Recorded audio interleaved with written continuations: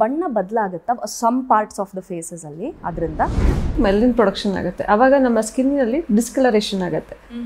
ಅದನ್ನೇ ಪಿಗ್ಮೆಂಟೇಷನ್ ಅಂತ ಹೇಳ್ತೀವಿ. ಟ್ರೀಟ್ಮೆಂಟ್ ಅಂತ ಇದೆಯಾ ಅಥವಾ ಮನೆಯಲ್ಲಿ ಮಾಡ್ಕೊಳ್ಬಹುದಾದಂಥದ್ದು ಕ್ಲಿನಿಕಲಿ ಮಾಡ್ಕೊಳ್ಬೇಕಾಗಿರುವಂಥದ್ದು ವಾಟ್ ಎಕ್ಸಾಕ್ಟ್ಲಿ? ಸೊ ಏನಂತೇಳಿ ಕ್ರೀಮ್ಸ್ ಏನಿರುತ್ತೆ, ಸೊ ಫಸ್ಟ್ ಲೇಯರಲ್ಲಿ ಒಂದು 5 ಲೇಯರ್ಸ್ ಇರುತ್ತೆ ಸ್ಕಿನ್ನಲ್ಲಿ. ನಾನು 2 ವರ್ಷವರೆಗೂ ಕ್ರೀಮ್ ಕೊಡ್ತಾ ಇದ್ರೆ ಅದೇನಾಗುತ್ತೆ, ಸೌದಾಗುತ್ತೆ, ಸೆನ್ಸಿಟಿವಿಟಿ ಬರುತ್ತೆ. ಯಾವುದೇ ಒಂದು ಕ್ರೀಮ್ನ ಫಾರ್ ಲಾಂಗ್ ಟೈಮ್ ತುಂಬ ಯೂಸ್ ಮಾಡಿದ್ರೆ ಅದು ಅಬ್ಸಾರ್ಬ್ ಆಗುತ್ತೆ, ಕ್ಲಾಗ್ ಆಗುತ್ತೆ ಅಂತ. ಅದೇ ರೀತಿ ಸನ್ಸ್ಕ್ರೀನಲ್ಲೂ ಎಫೆಕ್ಟ್ ಆಗುತ್ತಾ ಇಲ್ವಾ? ನಾನ್ ಕಾಮೆಡೋಜೆನಿಕ್ ಅಂತ ಅಂದರೆ ಆ ಪೋರ್ಸ್ ಕ್ಲಾಗ್ ಆಗೋದಿಲ್ಲ ಅಂತೇಳಿ, ಪೋರ್ಸ್ ಒಳಗಡೆ ಹೋಗೋದಿಲ್ಲ ಅಂತ, ಅಬ್ಸರ್ವ್ ಆಗೋದಿಲ್ಲ ಅಂತ ಅದರ ಅರ್ಥ. ನೀವು ಹೇಳಿದ್ವಿ ಹುಡುಗಿರಾದರೆ ಜಾಸ್ತಿ ಬಳಸ್ತಾರೆ, ಹುಡುಗರು ಬಳಸೋದಿಲ್ಲ ಅಂತ. ಹುಡುಗರು ಕೂಡ ಅಂದರೆ ಇರ್ರೆಸ್ಪೆಕ್ಟಿವ್ ಆಫ್ ದ ಜೆಂಡರ್ ಹೊರಗಡೆ ಹೋಗಬೇಕಾದಾಗೆಲ್ಲ ಸನ್ಸ್ಕ್ರೀನ್ ಬಳಸಿ. ಹೌದು, ಎಲ್ರಿಗೂ ಮೆಲನಿನ್ ಪ್ರೊಡಕ್ಷನ್ ಆಗೇ ಆಗುತ್ತೆ, ಎಲ್ಲರದ್ದು ಸ್ಕಿನ್ನೇ. ಚೆನ್ನಾಗಿ ಕಾಣಬೇಕು ಅಂತ ಯಾರಿಗೂ ಇಷ್ಟ ಇರಲ್ಲ, ಅದರಲ್ಲೂ ಹೆಣ್ಮಕ್ಳಿಗೆ they are so beauty conscious. ಏನಾದರೂ ಒಂದು ಪ್ರಾಡಕ್ಟ್ ಟ್ರೈ ಮಾಡ್ತಾ ಇರ್ತಾರೆ, ಫ್ರೆಂಡ್ಸ್ ಹತ್ರ ಕೇಳ್ತಾ ಇರ್ತಾರೆ, ಎಕ್ಸ್ಪೆರಿಮೆಂಟ್ ಮಾಡ್ತಾ ಇರ್ತಾರೆ. Because all they want is ನಾನು ಸಖತ್ತಾಗಿ ಕಾಣಬೇಕು, ಎದ್ದಿದ ತಕ್ಷಣ ಹೀರೋಯಿನ್ ಹೇಗೆ ಕಾಣ್ತಾರೆ ಹಾಗೆ ನಾನು ಕಾಣಬೇಕು ಅಂತ ಎಲ್ಲರೂ ಆಸೆ ಪಡ್ತಾರೆ. But practically is it possible? ಇಲ್ಲ. ಏನಾದರೂ ಒಂದು ಸಮಸ್ಯೆ ನಮ್ಮನ್ನು ಕಾಡ್ತಾ ಇರುತ್ತೆ. ಸ್ಪೆಷಲಿ ಚೆನ್ನಾಗಿ ಕಾಣಬೇಕು ಅಂದಾಗ ಮುಖ, ಅದರಲ್ಲಿ ಪಿಗ್ಮೆಂಟೇಷನ್, ಆ್ಯಕ್ನಿ, ಭಂಗು, ಇನ್ನೊಂದು ಮತ್ತೊಂದು. ಇವಾಗಂತೂ ನಾವು ಯೂಸ್ ಮಾಡ್ತಾರೋ ಕೆಮಿಕಲ್ಸ್ಗೆ ತರತರಾವರಿ ಪ್ರಾಬ್ಲಮ್ಸ್ ಇದೆ. ಹಾಗಿದ್ರೆ ಇದಕ್ಕೆಲ್ಲ ನಾವು ಸೊಲ್ಯೂಷನ್ ಅಥವಾ ಆನ್ಸರ್ನ ಇವತ್ತಿನ ಸಂಚಿಕೆಯಲ್ಲಿ ಪಡ್ಕೊಳ್ಳೋಣ.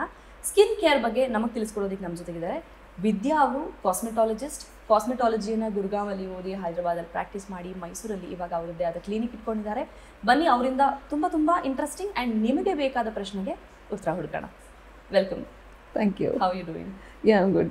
ಪಿಗ್ಮೆಂಟೇಷನ್ ತುಂಬ ಕೇಳಿಬರುವಂಥ problem. What is pigmentation? Pigmentation ಅಂತ ಹೇಳಿದ್ರೆ ಜನರಲ್ ಆಗಿ ಒಂದು ಸೂರ್ಯನ ಬೆಳಕೇನು ಬರುತ್ತೆ, ಯು ವಿ ರೇಸ್ ಏನು ಬರುತ್ತೆ, ಆವಾಗ ನಮ್ಮ ಸ್ಕಿನ್ನಲ್ಲಿ ಮೆಲನಿನ್ ಪ್ರೊಡಕ್ಷನ್ ಜಾಸ್ತಿ ಆಗುತ್ತೆ. ಓಕೆ, ಅವಾಗೇನು ಅದೇ ಪಿಗ್ಮೆಂಟೇಷನ್. ಅಂದ್ರೆ ಅದು ಬಣ್ಣ ಬದಲಾಗುತ್ತಾ some parts of the faces ಅಲ್ಲಿ ಅದರಿಂದ? ಹೌದು, ಮೆಲನೋಸೈಟ್ಸ್ ಅಂತ ನಮ್ಮ ಸ್ಕಿನ್ನಲ್ಲಿ ಒಂದು ಇದಿರುತ್ತೆ, ಅದರಲ್ಲಿ ಮೆಲನಿನ್ ಪ್ರೊಡಕ್ಷನ್ ಆಗುತ್ತೆ. ಅವಾಗ ನಮ್ಮ ಸ್ಕಿನ್ನಲ್ಲಿ ಡಿಸ್ಕಲರೇಷನ್ ಆಗುತ್ತೆ. ಅದನ್ನೇ ಪಿಗ್ಮೆಂಟೇಷನ್ ಅಂತ ಹೇಳ್ತೀವಿ.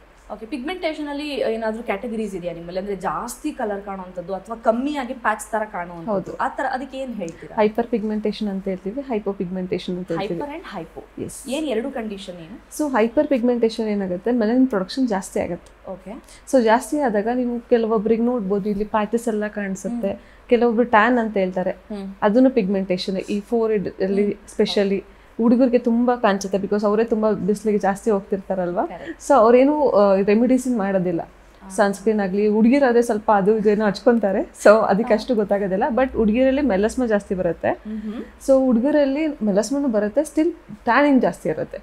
ಹಾಂ, ಹೈಪೋ ಅಂತ ಹೇಳಿದ್ರೆ ಮೆಲನಿನ್ ಪ್ರೊಡಕ್ಷನ್ ಕಡಿಮೆ ಆಗುತ್ತೆ. ಸೊ ಆ ವಿಟಿಲಿಗೋ ಅಂತ ಹೇಳ್ತೀವಿ, ಕನ್ನಡದಲ್ಲಿ ತೊನ್ನು ಅಂತ ಹೇಳ್ತಾರೆ.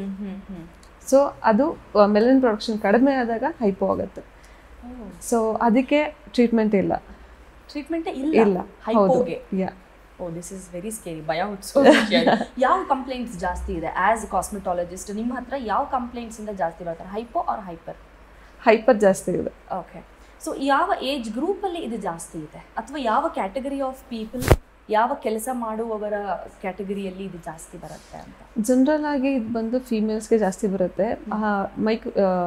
ಈ ಪಿಗ್ಮೆಂಟೇಷನ್ ಅನ್ನೋದು ಒಂದು ಜೆನೆಟಿಕ್ಸ್ ಅಲ್ಲಿ ಇರುತ್ತೆ, ಇನ್ನೊಂದು ಸನ್ನಿಂದ ಬರುತ್ತೆ.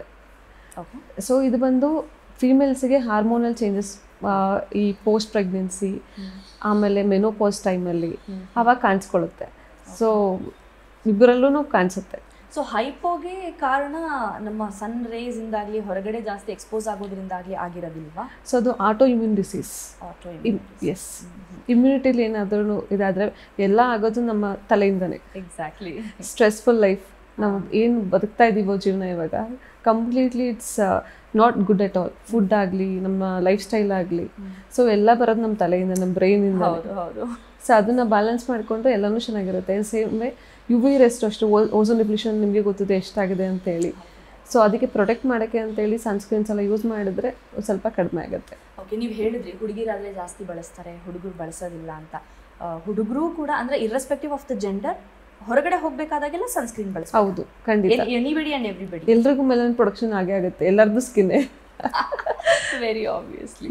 ಓಕೆ, ಯಾವ ಟೈಪ್ ಆಫ್ ಸ್ಕಿನ್ಗೆ ಈ ಥರದ್ದು ಏನಾದರೂ ಹಾಕ್ಕೊಳ್ಬೇಕು ಅಥವಾ ಇದು ಡೂಸ್ ಆ್ಯಂಡ್ ಡೋಂಟ್ಸ್ ಅಂತ ಟೈಪ್ ಆಫ್ ಸ್ಕಿನ್ ಮೇಲೆ ಏನಾದರೂ ಡಿಪೆಂಡ್ ಆಗುತ್ತೆ? ಹೌದು. ಓಕೆ, ಸೊ ಜನರಲ್ ಆಗಿ normal skin, dry skin, oily skin, combination skin, sensitive skin ಅಂತ ಇಷ್ಟು ವೆರೈಟೀಸ್ ಆಫ್ ಸ್ಕಿನ್ ಇದೆ. ಸೊ ಏನಾಗುತ್ತೆ ಅಂತ ಹೇಳಿದ್ರೆ ಕೆಲವೊಂದ್ಸಲ ಒಂದು ಮಿತ್ತಿದೆ, ಆಯಿಲಿ ಸ್ಕಿನ್ ಅವರು ಸನ್ಸ್ಕ್ರೀನ್ ಹಾಕಿದ್ರೆ ಗ್ರೀಸಿ ಆಗುತ್ತೆ ಅಥವಾ ಮಾಯ್ಶ್ಚರೈಸರ್ ಯೂಸ್ ಮಾಡಬಾರ್ದು, ತುಂಬ ಆಯಿಲಿ ಕಾಣುತ್ತೆ, ಹೌದು ಅಂತೆಲ್ಲ ಇದೆ. ಬಟ್ ಆ್ಯಕ್ಚುಲಿ ನಾನ್ ಕಾಮಿಡಿಜೆನಿಕ್ ಅಂತ ಹೇಳ್ತೀವಿ. ನಮ್ಮ ಸ್ಕಿನ್ ಒಳಗಡೆ ಪೋರ್ಸ್ ಏನಿದೆ, ಒಳಗಡೆ ಏನು ಕೆಲವೊಂದು ಪ್ರಾಡಕ್ಟ್ಸ್ ಇರುತ್ತೆ ಅದು ಒಳಗಡೆ ಹೋಗುತ್ತೆ, ಆಗ ಪೋರ್ಸ್ ಕ್ಲಾಗ್ ಆಗಿ ಆವಾಗ ಈ ಆಕ್ನಿಯಸ್ ಎಲ್ಲ ಆಗುತ್ತೆ. ಬಟ್ ಇವಾಗ ಎಲ್ಲ ಪ್ರತಿಯೊಂದು ಸ್ಕಿನ್ನಿಗೂ ಅದೇ ಆದಂಥ ಸನ್ಸ್ಕ್ರೀನ್ಸ್ ಇದೆ ಆ್ಯಂಡ್ ಮಾಯ್ಶ್ಚರೈಸರ್ಸ್ ಇದೆ. ಸೊ ಅದ್ರ ಪ್ರಕಾರ ಯೂಸ್ ಮಾಡಬೇಕು. ಆಯಿಲಿ ಸ್ಕಿನ್ನಿಗೆ ಜೆಲ್ ಫಾರ್ಮಲ್ಲಿ ಬರುತ್ತೆ, ಜೆಲ್ ಫಾರ್ಮಲ್ಲಿ ಬರೋವಂಥ ಮಾಯ್ಶ್ಚರೈಸರ್ ಆ್ಯಂಡ್ ಸನ್ಸ್ಕ್ರೀನ್ ಯೂಸ್ ಮಾಡಿದ್ರೆ that is better. Okay, so dry ಸ್ಕಿನ್ಗೆ ಬೇರೆ ಥರ, ಆಯಿಲಿ ಸ್ಕಿನ್, ನಾರ್ಮಲ್ ಸ್ಕಿನ್ಗೆ ಬೇರೆ ಥರ. ಅದನ್ನ ನಾವು ಸ್ಕಿನ್ ಎಕ್ಸ್ಪರ್ಟ್ ಹತ್ರ ಹೋಗಿ ತಿಳ್ಕೊಂಡು ಎನಿ ಡೇ ಹಾಕೊಳ್ಬೇಕು ಅಂತ ಹೇಳ್ತೀರಾ sunscreen? Every day you make it a point to emphasize on that, every day. Yes, every day. Okay, great. ಈ ಮೆಲಸ್ಮಾ ಅಂತ ನೀವು ಒಂದು ವರ್ಡ್ ಯೂಸ್ ಮಾಡಿದ್ರಿ, ವಾಟ್ ಇಸ್ ದಟ್ ಎಕ್ಸಾಕ್ಟ್ಲಿ? ಮೆಲಸ್ಮಾ ಅಂತ ಹೇಳಿದ್ರೆ ಪ್ಯಾಚಸ್ ಕಾಣಿಸುತ್ತೆ ಈ ಚೀಕ್ಸಲ್ಲಿ. ಸೊ ಅದೇನಾಗುತ್ತೆ, ಇಲ್ಲಿ ಪ್ಯಾಚಸ್ ಥರ ಕಾಣಿಸುತ್ತಲ್ಲ, ಅದನ್ನ ಬಂಗು ಅಂತ ಹೇಳ್ತೀವಿ. ಅದು ಒಂದು ಹಾರ್ಮೋನಲ್ ಚೇಂಜಸಿಂದ ಬರುತ್ತೆ ಮತ್ತು ಯು ವಿ ರೇಸಿಂದನೂ ಬರುತ್ತೆ. ಸೊ ಇವಾಗ ಏನಾಗುತ್ತೆ ಹೇಳಿದ್ರೆ ನಾವು ಅದನ್ನ ಲೈಟ್ ಮಾಡ್ಬೋದು, ಮೆಲಸ್ಮಾನ ಲೈಟ್ ಮಾಡ್ಬೋದು. ಆದರೆ ಕಂಪ್ಲೀಟಾಗಿ ಹೋಗ್ಬೇಕಂತ ಹೇಳಿದ್ರೆ ಅವ್ರ ಹೆಲ್ತ್ ಮೇಲೆ ಒಂದು ಸ್ವಲ್ಪ ವರ್ಕೌಟ್ ಮಾಡಬೇಕಾಗತ್ತೆ, ಬಿಕಾಸ್ ಹಾರ್ಮೋನಲ್ ಚೇಂಜಸ್ ಆಗಿರೋದ್ರಿಂದ. ಸೊ ಅದೇ ಹೇಳಿದ್ನ ಪೋಸ್ಟ್ ಪ್ರೆಗ್ನೆನ್ಸಿಗೆ, ಆಮೇಲೆ ಏನಾದ್ರು ಸ್ಟ್ರೆಸ್ಫುಲ್ ಲೈಫ್ ಇದ್ದರೆ, ಮತ್ತು ಇದು ಮೆನೋಪಾಸ್ ಟೈಮಲ್ಲಿ, ಅವಾಗ ಇಟ್ಸ್ ವೆರಿ ಕಾಮನ್. ಓಕೆ, ಈ ಪಿಗ್ಮೆಂಟೇಷನ್ ಅನ್ನೋದು ಎಷ್ಟು ಕಾಮನ್ನೋ ಅದರ ಕಂಪ್ಲೇಂಟ್ಸ್ ಅಥವಾ ಅದಕ್ಕೆ ಬೇಕಾಗಿರೋ ಸೊಲ್ಯೂಷನ್ ಕೂಡ ಅಷ್ಟೇ ನೀವು ಹೇಳ್ತಾ ಬರ್ತಾನೆ ಇರ್ತೀರಾ. ಆನ್ ದ್ಯಾಟ್ ನೋಟ್, ಕಾಸ್ಮೆಟಾಲಜಿ ಅಂತ ಬಂದಾಗ ಪಿಗ್ಮೆಂಟೇಷನ್ಗೆ ಟ್ರೀಟ್ಮೆಂಟ್ ಅಂತ ಇದೆಯಾ ಅಥವಾ ಮನೆಯಲ್ಲಿ ಮಾಡ್ಕೊಳ್ಬಹುದಾದಂಥದ್ದು, ಕ್ಲಿನಿಕಲಿ ಮಾಡ್ಕೊಳ್ಬೇಕಾಗಿರೋವಂಥದ್ದು, ವಾಟ್ ಎಕ್ಸಾಕ್ಟ್ಲಿ?